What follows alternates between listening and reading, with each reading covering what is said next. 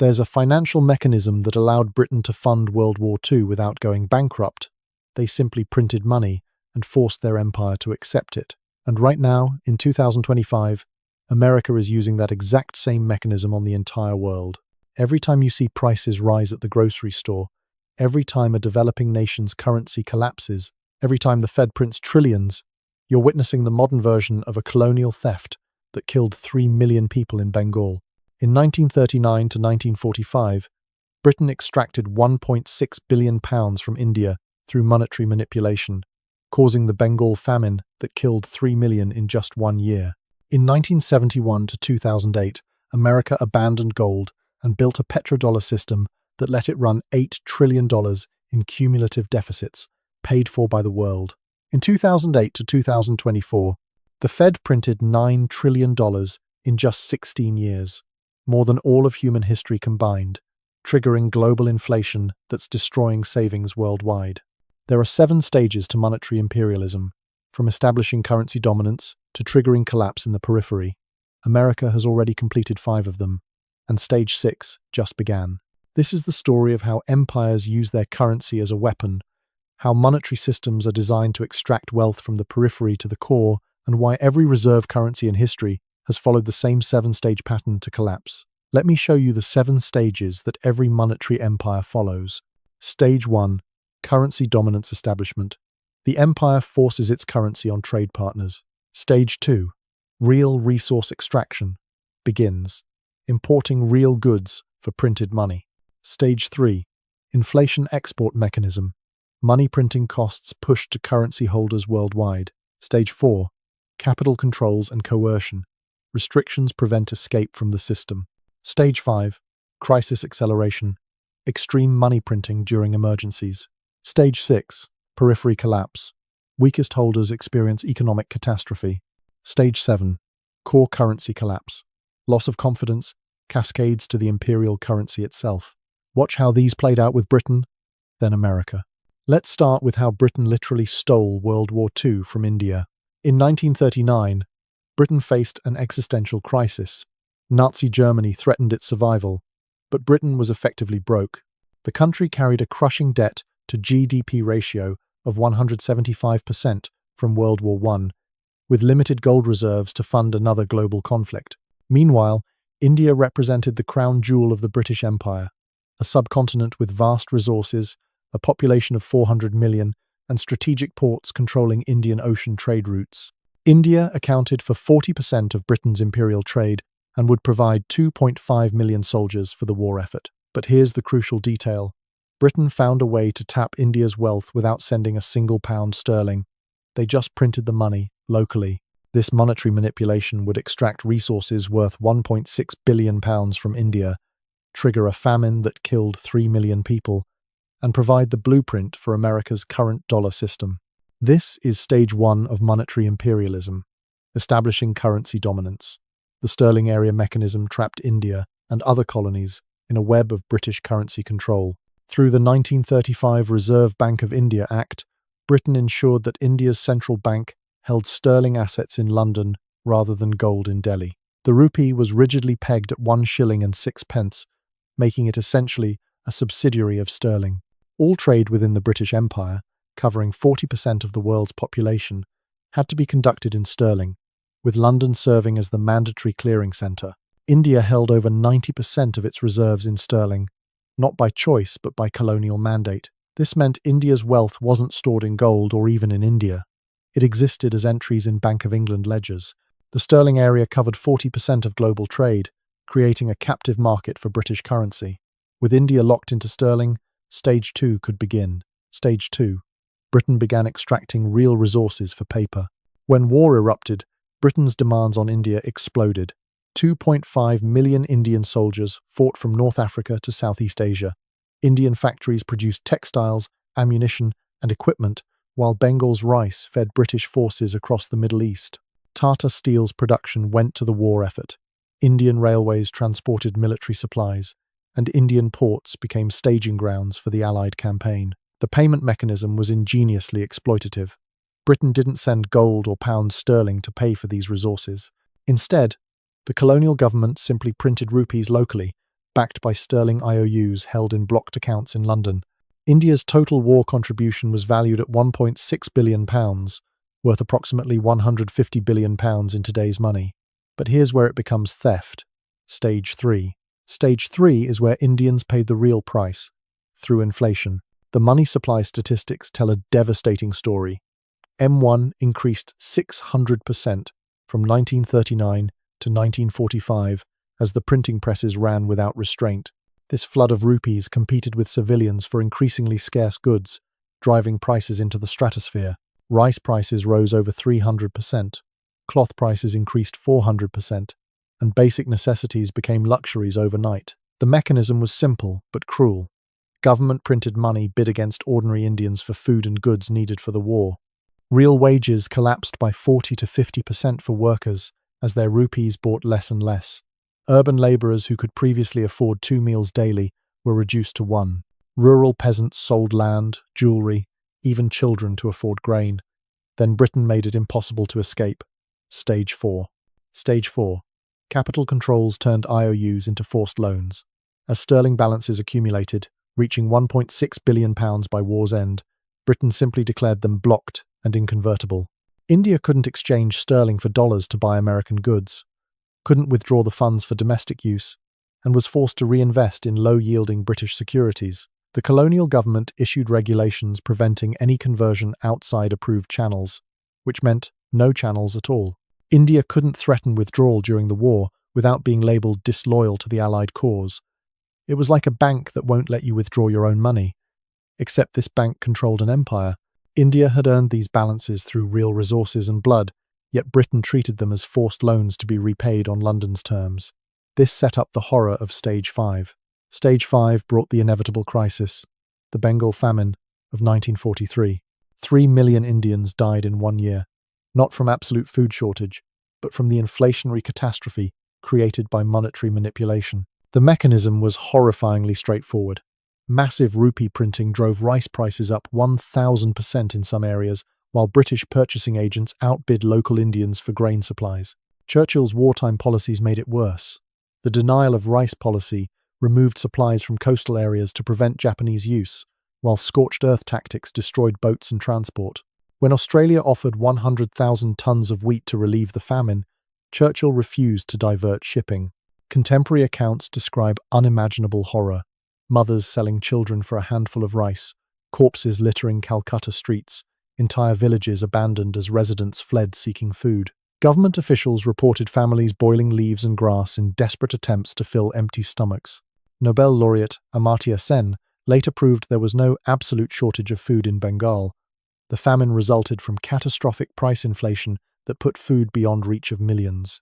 The British Famine Inquiry Commission documented rice prices rising from 5 rupees to over 50 rupees per maund between December 1942 and May 1943. 3 million dead to fund Britain's war. But the theft wasn't over. Stage 6 saw India's economy shattered. Industries geared entirely for war production, agriculture in crisis from famine and neglect, infrastructure deteriorated from overuse without maintenance. Then Stage 7 delivered the final blow. Sterling itself was devalued 30% against the dollar in 1949, instantly destroying nearly a third of India's accumulated credits. The £1.6 billion in blocked balances, already restricted and inconvertible, lost further purchasing power as Britain inflated away its debts. Under the Bretton Woods system, India was forced into the new dollar-based order, while its sterling balances remained frozen. The final settlement allowed India to draw only £35 million annually from balances that had cost millions of lives to accumulate. Independent India began its existence essentially bankrupt, despite having financed much of the Allied victory. Britain had funded its war by looting India through monetary manipulation, a template that wouldn't stay buried for long. Let's jump forward to 1971. The same 7 stages would play out again, but with a twist. This time with dollars instead of sterling, targeting not just one empire, but the entire world. And it would happen 3 times faster than Britain's exploitation of India. In 1971, America executed the most audacious monetary coup in history. Under the Bretton Woods system, established in 1944, the dollar was backed by gold at $35 per ounce, making it the world's trusted reserve currency. But by 1971, the math had broken. Vietnam War costs exceeded $168 billion. Great Society programs drained the treasury, and nations like France demanded gold for their dollars. America's gold reserves plummeted from 20,000 tons to barely 8,000 tons as the run accelerated. Nixon faced a stark choice: honor America's gold obligations and accept monetary discipline, or default and maintain global financial power. On August 15, 1971, Nixon chose to default and keep the power, temporarily, suspending gold convertibility in what history records as the Nixon shock. Without gold backing, the dollar needed new enforcement. 7 stages began again. Stage 1 required forcing the world to need dollars. The masterstroke came in 1974, when Henry Kissinger secured a secret deal with Saudi Arabia. America would provide military protection and weapons in exchange for Saudi agreement to price all oil sales exclusively in dollars. OPEC followed suit, making dollars mandatory for purchasing the world's most critical commodity. The mechanism was brilliantly coercive. Every nation on Earth needs energy, therefore every nation needs dollars. With OPEC producing 11 million barrels daily, all priced in dollars, global demand for American currency became structurally embedded. This created network effects far beyond oil. Shipping companies needed dollars for fuel, airlines required dollars for operations, and gradually, 50% of all global trade began invoicing in dollars simply for convenience. The SWIFT payment system, processing 40 million messages daily, became dollar-dominated infrastructure connecting 11,000 banks worldwide. With the world hooked on dollars, extraction could begin. Stage 2. America began importing the world's production. The trade balance tells the story. From a surplus in 1975, America's deficit exploded to $800 billion annually by 2006. The mechanism was elegant. Print dollars or treasury bonds, ship them overseas, receive cars from Japan, electronics from Taiwan, oil from Saudi Arabia, and manufactured goods from China. Between 1971 and 2008, America ran cumulative trade deficits exceeding $8 trillion. Manufacturing moved overseas as American companies chased lower wages, while Americans consumed the output with printed dollars. No other country could run such persistent deficits without currency collapse. Argentina tried and faced hyperinflation, while Thailand's smaller imbalances triggered the Asian financial crisis.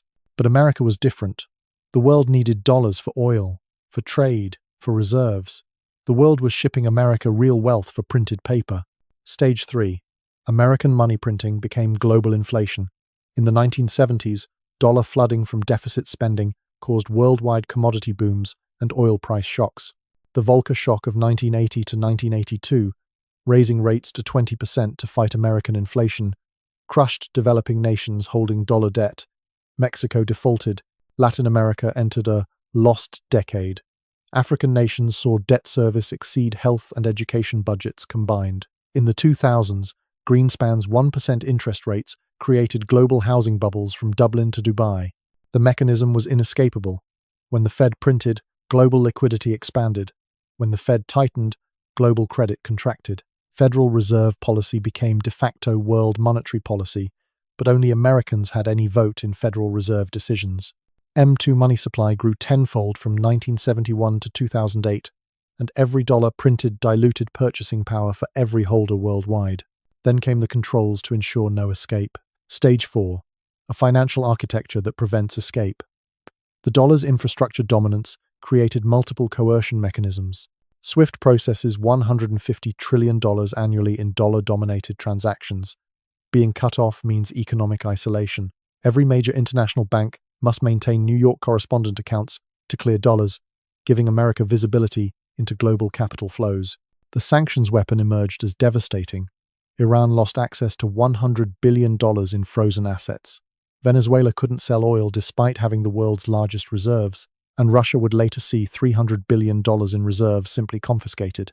The Treasury market, at $25 trillion, became the only pool deep enough for central bank reserves, creating captive buyers for American debt. Any nation attempting to leave faced capital flight as speculators attacked their currency. Malaysia's Mahathir learned this during the Asian financial crisis. Criticize the dollar system and watch your currency collapse 50% as hot money flees. This system held until the crisis of 2008.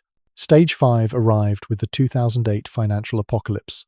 Lehman Brothers' $600 billion bankruptcy on September 15, 2008, froze global credit markets within hours. The Fed's response shattered all precedent. The balance sheet expanded from $900 billion to $4.5 trillion through 3 rounds of quantitative easing. QE1 injected $1.75 trillion, QE2 added $600 billion, and QE3 pumped $1.95 trillion more into the system. The mechanism was unprecedented. The Fed created electronic dollars, purchased bonds from banks, and forced investors into riskier assets searching for yield. This tsunami of liquidity flooded into emerging markets, driving commodity prices skyward. Wheat prices rose 200%, triggering food riots in over 30 countries that helped spark the Arab Spring. Fed Chairman Bernanke insisted, "We're not printing money," while literally creating trillions electronically. Dollar swap lines turned the Fed into the world's central bank by necessity, rescuing European banks drowning in dollar debts. $8 trillion created from nothing. The extraction accelerated. The taper tantrum of 2013 revealed the system's violence. When Bernanke merely hinted at reducing money printing, emerging markets crashed instantly. The Indian rupee plummeted 20%, the Brazilian real fell 40%, and the Turkish lira lost 50% of its value in months. Over $100 billion in capital fled emerging markets as investors rushed back to dollars. The human cost was devastating. Middle-class savings built over decades evaporated, imported inflation made basic goods unaffordable, and millions fell back into poverty. The Fragile Five, Brazil, India, Indonesia, Turkey, and South Africa, saw their economic progress reversed not by domestic failures, but by Federal Reserve policy changes. The pattern was clear. When the Fed prints, capital flows into emerging markets, inflating bubbles. When the Fed stops, capital flees, leaving crisis behind. Developing nations suffer for American monetary policy decisions, in which they have no voice. Then came 2020, and the money printer went nuclear. In just 4 years, more money was printed than in the previous 40 combined. Global inflation hit 40-year highs worldwide. We're watching Stage 6 unfold in real time. But this time, Stage 7 might finally arrive. In March 2020, the Federal Reserve destroyed the dollar's last constraints. As COVID-19 spread globally, markets crashed 35% in 3 weeks. Corporate bond markets froze, and panic gripped the financial system. Fed Chairman Jerome Powell announced whatever it takes, unlimited quantitative easing on March 23rd. The scale defied comprehension. $3 trillion printed in 90 days, more than the entire 2008 to 2014 QE combined. Congress added $5 trillion in fiscal stimulus through the CARES Act, stimulus payments, and infrastructure bills. The combined monetary and fiscal explosion increased M2 money supply by 40% in just 2 years. The Fed balance sheet rocketed from $4 trillion to $9 trillion, while fiscal deficits hit 15% of GDP, World War II levels. The 7 stages that took Britain 6 years now happened in 24 months. The COVID crisis compressed 4 stages of monetary imperialism into months. Stage 1 saw paradoxical dollar strengthening. Despite unlimited printing, the DXY dollar index spiked to 100.3 as panicked investors sought safety. Stage 2 witnessed extraction at unprecedented scale. While the world shut down, America's 2021 trade deficit hit a record $859 billion, as stimulus-funded Americans imported goods from nations struggling with lockdowns. Stage 3 delivered global inflation blamed on supply chains rather than money printing. Turkey hit 85% inflation, Argentina 95%, Sri Lanka 60%, while officials insisted these were temporary disruptions. Stage 4 brought new control proposals: central bank digital currencies to track every transaction, cryptocurrency regulations to prevent escape routes, and capital controls spreading from China to Europe. The EU proposed banning cryptocurrency transactions above €1,000, while China limited citizens to $50,000 in annual foreign exchange.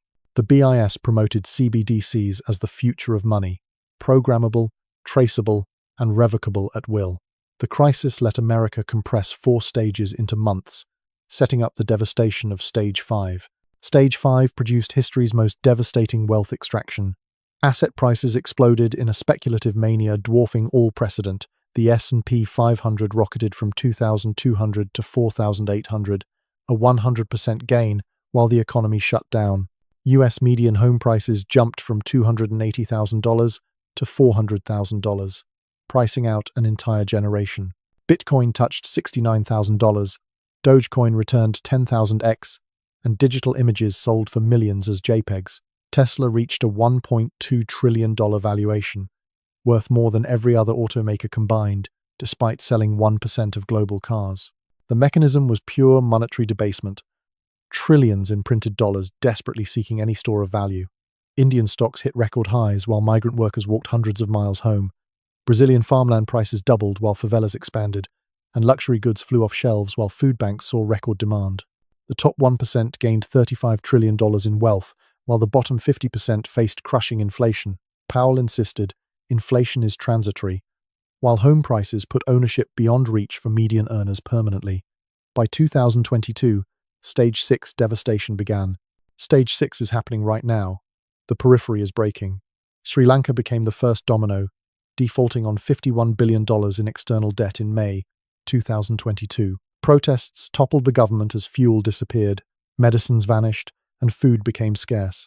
Pakistan entered its 23rd IMF bailout program, with inflation at 40% and foreign reserves covering less than 3 weeks of imports. Default looms as debt service exceeds the entire education budget. Egypt devalued the pound by 50%, while bread subsidies that feed 70 million people strain toward breaking point. Argentina faces 140% inflation, with 40% of the population in poverty, heading toward its 6th sovereign default.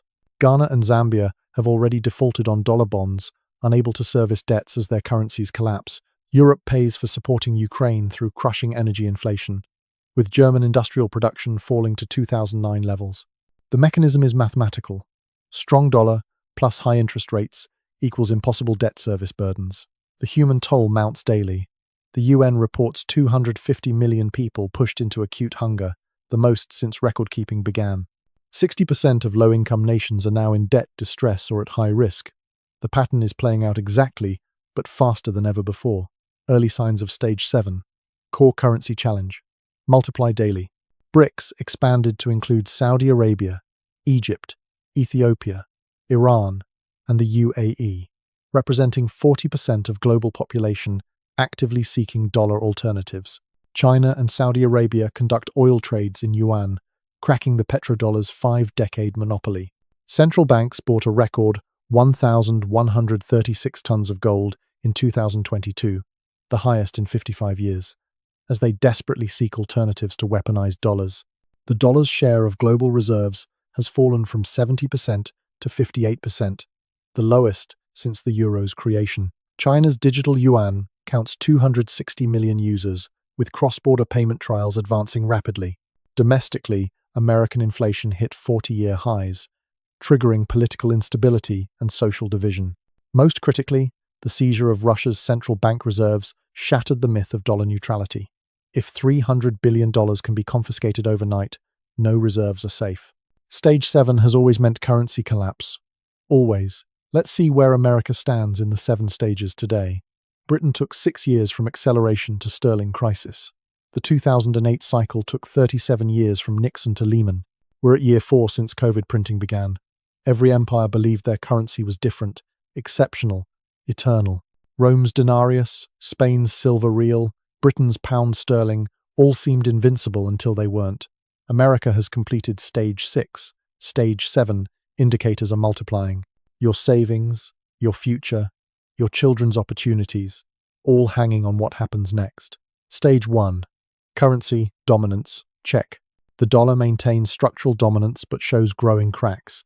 It still constitutes 58% of global reserves, down from 70% 2 decades ago. An overwhelming 88% of all forex transactions involve dollars, while SWIFT processes $150 trillion annually through dollar-dominated rails. All major commodities, from oil to copper, remain priced in dollars, forcing global dollar demand. However, dominance intact but showing cracks, the trajectory is clearly downward. Stage 2. Resource extraction. Check. The extraction machine still runs at full throttle. America's trade deficit hit $948 billion in 2023, with cumulative deficits since 1971 exceeding $15 trillion. the Eutractes, consumes 25% of the world's resources, with just 4% of global population. Real goods flow in: cars, electronics, clothing, raw materials, while printed dollars flow out. The extraction machine still running, but facing increasing resistance. Stage 3. Inflation export. Check. American money printing has triggered 40-year high inflation globally. Over 100 countries report inflation exceeding 5%, with many facing double digits. Food prices have doubled in developing nations since 2020, while energy costs crush European competitiveness. The mechanism remains unchanged. American money printing is global suffering, but blamed on everything except monetary policy. Stage 4. System controls. Check. Financial coercion has become explicit. Russia's $300 billion in frozen reserves shocked the world. Sovereign wealth can simply be seized. Iran and Venezuela remain locked out of SWIFT, unable to trade freely. Over 30% of all countries face some form of U.S. sanctions. Cryptocurrency regulations tighten globally as governments recognize the threat to monetary control. The cage is visible now, and countries are desperately seeking exits. Stage 5. Crisis acceleration. Check. The numbers stagger belief. $9 trillion printed since 2020, the fastest monetary expansion in recorded history. Global debt reached $300 trillion, an impossible 350% of world GDP. Asset bubbles inflate in everything, from stocks to farmland to collectibles. The acceleration phase is complete.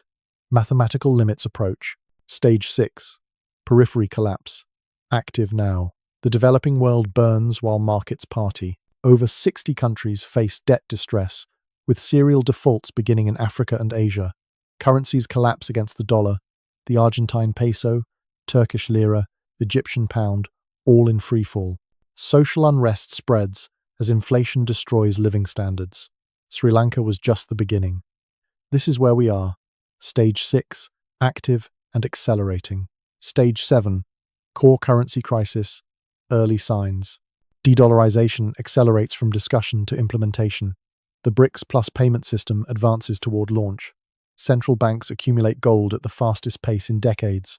China systematically reduces treasury holdings while building yuan infrastructure. Domestic U.S. inflation has become a political crisis, threatening social stability. Stage 7, indicators flashing yellow, turning red. The evidence is everywhere if you look. Saudi Arabia openly discusses accepting yuan for oil sales, shattering the 50-year petrodollar agreement. India and Russia trade in rupees, bypassing dollar systems entirely. China has quietly dumped $300 billion in U.S. treasuries while accumulating gold. The Fed's own economists publish papers warning of fiscal dominance when government deficits override monetary policy. U.S. interest payments now exceed the entire defense budget, mathematically unsustainable.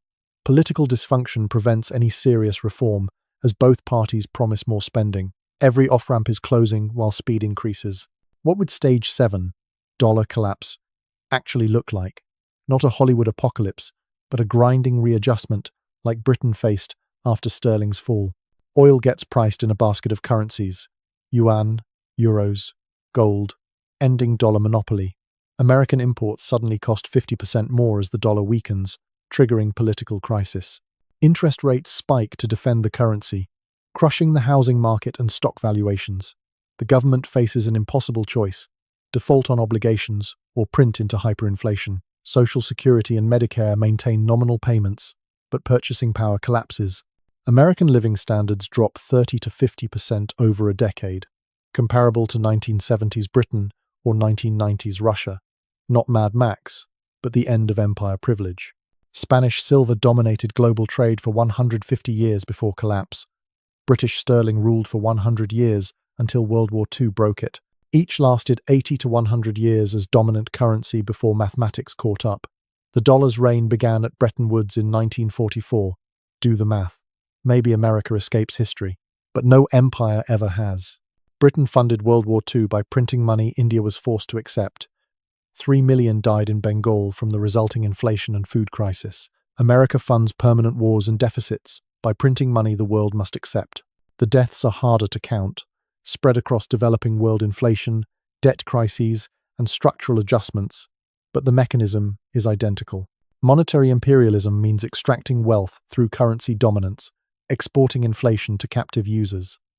We're in stage 6, approaching stage 7. The pattern is clear. British Empire took 200 years to peak, then 6 years from monetary acceleration to sterling collapse. American Empire took 75 years to peak, but already shows stage 7 signs just 4 years into monetary acceleration. Each iteration happens faster because digital money moves at light speed, not sailing ship velocity. Global integration means instant contagion. 2008 proved that. Alternative systems can be built in years, not decades. China proves that. The pattern isn't just repeating, it's accelerating exponentially. Maybe America reforms its fiscal policy and saves the dollar through discipline. Maybe the world accepts permanent dollar hegemony, despite the costs. Maybe this time really is different because of technology or American dynamism. But the pattern says collapse is mathematical when debts exceed productive capacity. And the math is already breaking. If you see the pattern now, subscribe, because stage 7 will arrive faster than anyone expects. When the dollar system breaks, understanding why will be survival knowledge. The warning signs are written in sterling's collapse and flashing red today.